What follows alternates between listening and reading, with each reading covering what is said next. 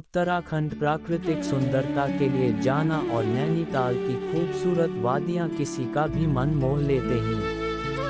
Natural beauty के अतिरिक्त नैनीताल एक और वजह से भी काफ़ी फेमस है। यहाँ बसा नीम करोली बाबा का टेची धाम भी लोगों की आकर्षण की बड़ी वजह है। बाबा नीम करोली के धाम को लेकर यह मान्यता है कि जो भी यहाँ आता है वह कभी भी खाली हाथ नहीं जाता और उसकी सभी मनोकामनाएं पूरी होती है। नीम करोली बाबा के करोड़ों भक्त हैं, जिसमें स्टार क्रिकेटर विराट कोहली और उनकी पत्नी अनुष्का शर्मा का भी नाम शामिल है। बता दें कि अभी कुछ दिन पहले ही विराट कोहली और अनुष्का अपनी बेटी वामिका के साथ वृंदावन में बने नीम करोली बाबा के आश्रम पहुंची थी। यहां उन्होंने उनकी समाधि के दर्शन किए थे। सिर्फ विराट अनुष्का ही नहीं, फेसबुक के CEO मार्क जुकरबर्ग भी नीम करोली बाबा के बड़े फैन हैं। हनुमान जी का अवतार मानते हैं भक्त। नीम करोली बाबा का नाम 20वीं सदी के ऐसे महान संतों में गिना जाता है जिनमें कई प्रकार की दिव्य शक्तियां थीं।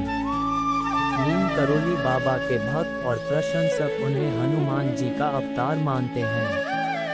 नीम करोली बाबा हनुमान जी के बड़े भक्त थे और आप ये जानकर हैरान रह जाएंगे कि उन्होंने हनुमान जी के 108 मंदिर बनवाए थे।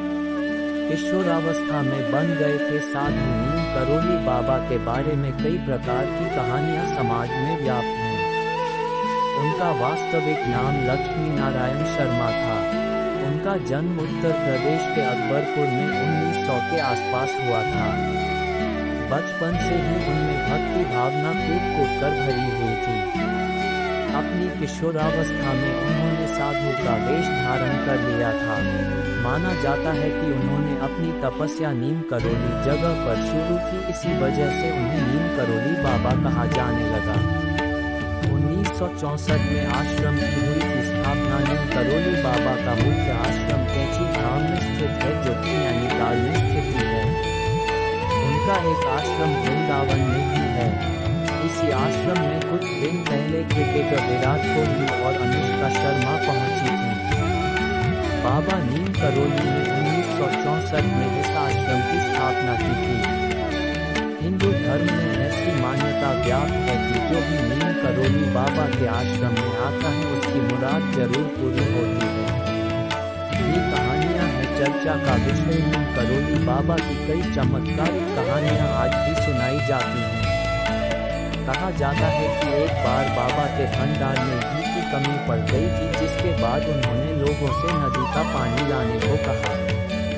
बाद में उन्होंने नदी के पानी को भी घी में बदल दिया। एक दूसरी कहानी यह भी है कि एक बार उनका एक भक्त गर्मी से काफी परेशान था। भक्त की परेशानी से बाबा नीम करोली विचलित हो उठे और उन्होंने बादल को बुला दिया था। बाबा के चमत्कार पर एक किताब भी लिखी गई है।